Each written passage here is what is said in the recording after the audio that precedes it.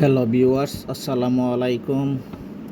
আমি এখন সিলেটের চা বাগানের সৌন্দর্যের কথা আপনাদের কাছে বর্ণনা করব। বাংলাদেশের সিলেট তার মনোরম চা বাগানের জন্য বিখ্যাত, যা একটি শান্ত এবং দৃষ্টিনন্দন প্রাকৃতিক দৃশ্য প্রদান করে।